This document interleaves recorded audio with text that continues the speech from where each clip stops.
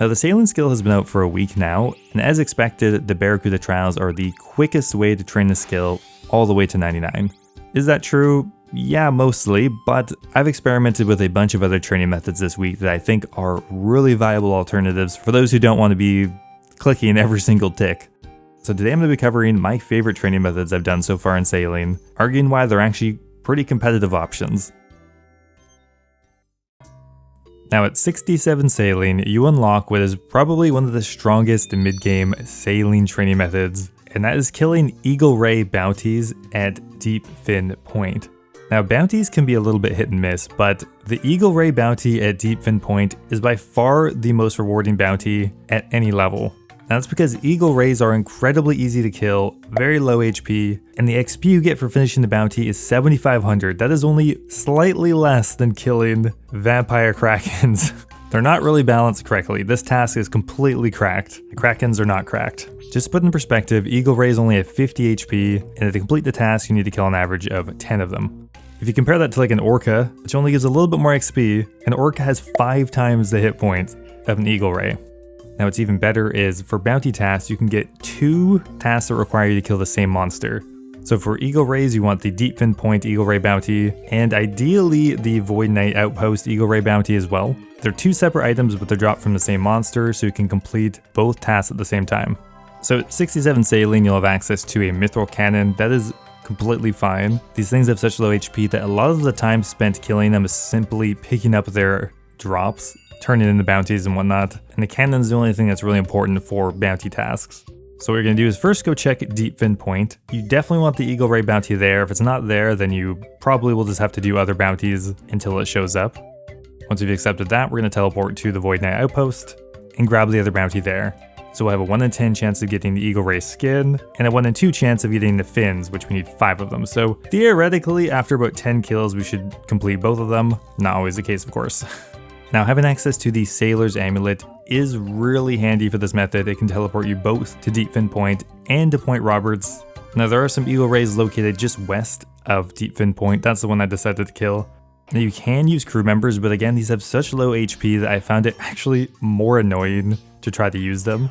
The method I was using is simply just hopping between my 2 cannons, tagging all the Eagle Rays that were within range, and just killing them with the cannon myself. You could do it faster if you really micromanage your crew, but it's pretty annoying because the monsters die so fast, and the crew members are kind of clunky.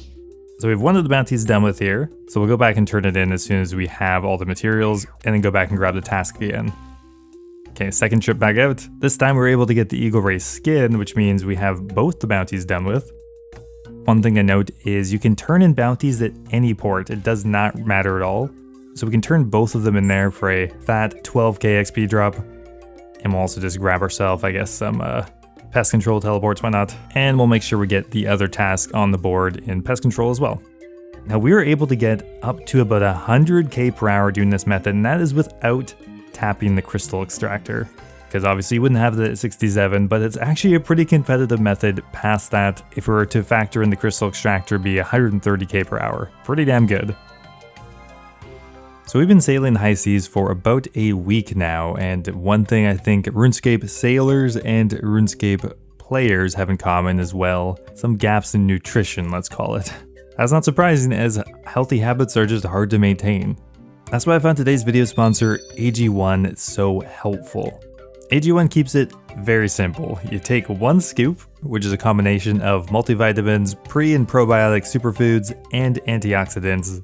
You take that, mix it with 12 ounces of water or something, shake it up, and enjoy.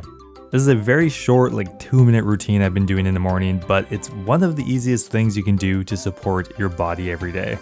AG1's made some improvements. They're back with AG1 Next Gen, which comes with new flavors like citrus, berry, and tropical. My favorite's berry. And contains 75 high-quality ingredients, including 5 probiotic strains, which does wonders in supporting your gut health. Personally, I found that already it's boosted my energy levels. More energy just makes it also easier to start other healthy habits. AG1 Next Gen is certified for sport, which is the gold standard for quality and safety certifications, so it's pretty rigorous, and it's also backed by 4 clinical trials. So I'd highly recommend trying out AG1. To get started today, head to drinkag1.com/flippingoldschool, or you can simply scan this QR code to claim your free welcome kit. You'll get a bottle of vitamin D3/K2, shaker bottle, and a sample pack of all 3 new AG1 flavors. Get started today, and thank you so much to AG1 for sponsoring.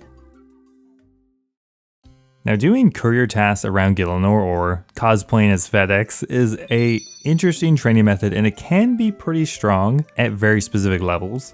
Now, the way these courier tasks are balanced is kind of weird. Now, if you go to any notice board, you'll notice there are 2 kind of types of courier tasks. One that originate from that port, you take the supplies and go to a different port, and others that require you to sail to another port to pick up the supplies and bring them back. So they balance them by giving them double the experience. Now, if you do it the intended way, I don't really think port tasks are worth it at all. But what you can do is accept a bunch of these retrieval port tasks from a few different areas, and then teleport to where the supplies are, recover your boat there or teleport your boat, and you've essentially cut off half of the journey. Now, starting in the early 60s is when this becomes actually pretty viable, doing Sunset Coast to Fremennik runs. Now, that's because there are 2 incredibly powerful port tasks you unlock at 62 and 65, those being the Relica Fabric Delivery and the Extractor Sword Delivery. There are other solid options that you can use to fill out your port task, but ideally you'd have at least one of these S tier routes, if not both of them. So on our board here, you can see we actually have one of the primo tasks, that is Sunset Coast Relica, so we're definitely going to accept that one, making sure that the endpoint is where you're standing, which means you'll get double the experience for that task. And there's also another pretty solid task in here, once again ending in Relica, and that is Port Piscarius to Relica, another solid task. Once these are accepted, we're going to teleport to Extractor. Check the board here. Unfortunately, there isn't the sword delivery task, but we can take this one in the bottom right, that one's fine too. So now it's pretty simple, we teleport to Civitas and take a retinue to the Sunset Coast. From here, we will recall our boat with the teleport to boat spell, load up our cargo, and start sailing.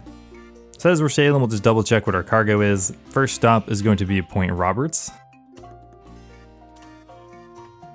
And then all the way up to Port Piscarius.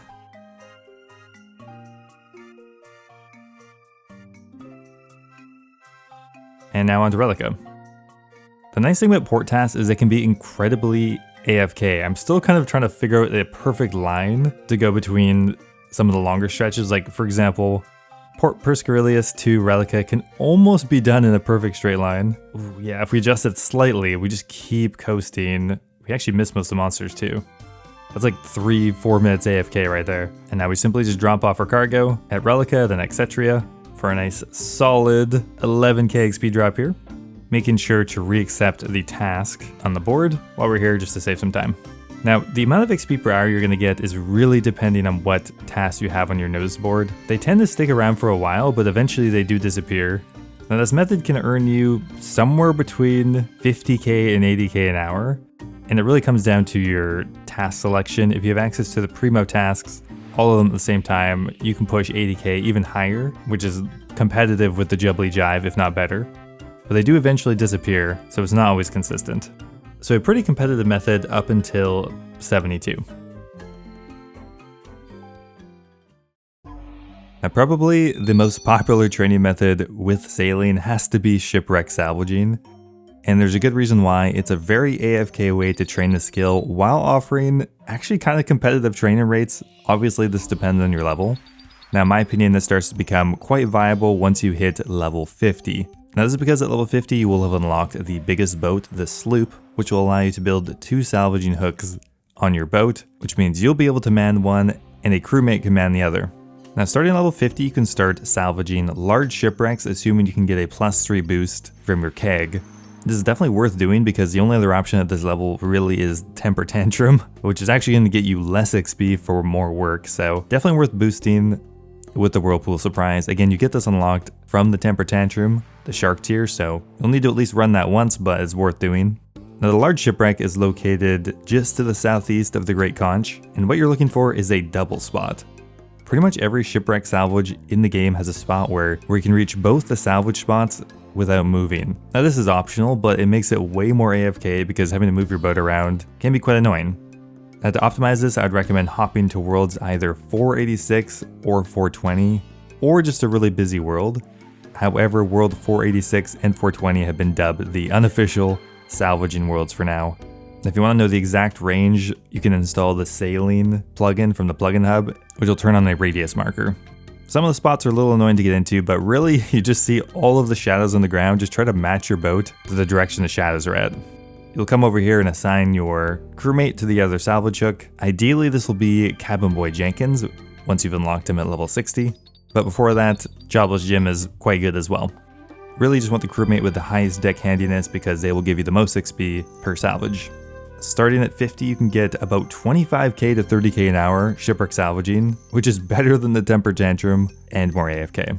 At 64, you could consider moving to Pirate Shipwrecks, which will allow you to get about 35k to 40k per hour, which is pretty solid for that level.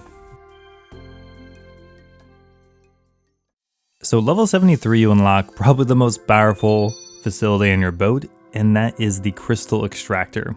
I suppose the intended purpose of this is simply for barracuda trials, but the reality is the Crystal Extractor increases your experience rate anywhere in the game by up to about 30k per hour. This is really significant when you think, Shipwreck salvaging, you could be getting 50, 60k an hour depending on your level. Boom, this bumps it up to 80, 90k. You can pretty much use it during every other training method just to bump up your XP rate by like 30% in most cases. For this video though, I'm going to still be counting it separately. Who knows what the Crystal Extractor will be like next week or a month from now. But as soon as you hit level 73, you definitely should build this facility. Besides the level, you do need to complete the Gwyneth Glide, the Shark tier, to unlock it. Now, sea charting is a really interesting activity. They are one-off experience drops that you get for exploring Gielinor, and they're really useful in the very beginning of the skill when experience rates are really slow, but then drop off for most of the rest of your time training sailing. Now, this is because Jagex had to assume people would explore the entire map as soon as possible, so they couldn't give huge XP drops for charting locations that have no requirements. But once you get into the mid-60s and further, there starts to be hard requirements to access certain areas, which means they've started to bump up the charting experience quite a lot. So once you've hit 66 sailing, there are 4 of the seas in the Western Ocean that give a 12k XP drop. So 50k XP just for charting a handful of areas. Really pretty good at that level. That's like an entire level or two. Definitely worth doing at 66. A bit further along at 72, the Shrouded Ocean also has a handful of completion bonuses that are really lucrative. Mostly at 72, you get the Rainbow Reef and the Southern Expanse, which are both worth 17k XP drops just for a few minutes of work. You could also consider doing the Sea of Souls, Soul Bay, Barracuda Belt, and the Everdeep for another 25k-ish XP. But the big one gets unlocked at 78 when you get access to the Northern Ocean. Now this area is cracked for charting experience because you need the Eternal Brazier to access it, which is a hard level 78 requirement. Most of the seas here give you a 24k XP drop for completing them. Almost half of the entire charting experience is just in the Northern Ocean. Now once you hit 78, you can complete the entire Northern Ocean for 300k total experience, which will instantly bump you up to level 80. Definitely worth doing. You can do it in about an hour or two, so even XP per hour rates is pretty solid. Don't forget to claim your bonus experience from Chartin Charles McAtlas in the Pandemonium Cave for an extra bit of experience. Now for some people it might be worth charting the entire ocean eventually, but these areas will give you the most experience for those levels.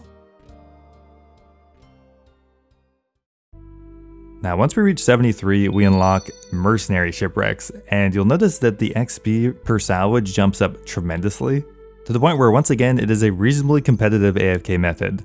Now Mercenary Shipwrecks are, I believe, the only shipwreck in the game without a double spot, so that's a little unfortunate, but salvaging them with a crewmate can get you up to about 60 to 70k per hour before the Crystal Extractor. If you're tapping the Crystal Extractor, you're getting about 100k per hour salvaging, which is super good. Now at level 80, we unlock the Fremennik Shipwrecks, which are one of my favorites because they do have a solid double spot, and at this point you can take advantage of 30-minute AFK salvaging. Now how does this work? Well, you come over here to one of the double spots. For Fremennik, it is way in the northwest. Now besides the salvaging hook, the next most important upgrade you're definitely going to want for this is the highest level cargo hold possible. Because what we're actually going to do here is we're just going to set the boys on the hooks, and we're just going to go make breakfast.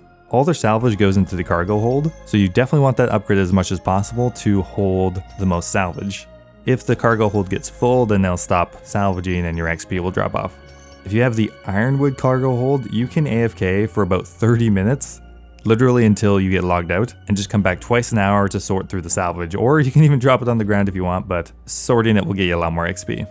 If you come back and just sort your salvage twice an hour, you get about 50k per hour at Fremennik shipwrecks, which is, I mean, you're barely paying attention, so I think that's pretty good.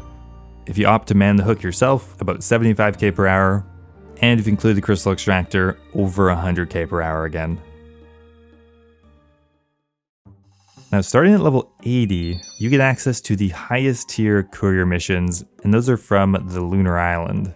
Level 80 is required for the single best port task in the game right now, and that is the Alderaan to Lunar Isle route, which gives you over 10k experience just for that task alone. At level 80, you'll have 4 port tasks available as well, so it's a lot easier to find multiple good tasks going to the Lunar Island, or Relica, or even Exetria. So for example, here we have the Alderaan one, perfect. We have one from Port Roberts to Lunar Isle. And if we go to Relica, it looks like we have the Sunset Coast to Relica one, that's great. So 4 really solid tasks. Now once again, this is depending on your luck. It appears the way that the notice board works is after doing 8 courier tasks in a row, you'll get a new set of tasks. Or there's like a daily reset at midnight. So you can check once a day to see if you have a good task selection, or you can just clear them by doing a bunch of quick courier tasks. Those seem to be the options for now. If you have solid tasks, each run will get you about 25k, and you can do about 4 runs per hour. So it's a 100k per hour sailing method, or up to 130k with the crystal extractor, which is actually a pretty competitive option for those who want something pretty chill. But if you're comparing it to salvaging at this level, I mean, it's like the same XP, and salvaging is definitely less work. So anyway guys, those are my favorite training methods from the first week of sailing. Hope you found the video useful. Thanks for watching, and I will see you next time.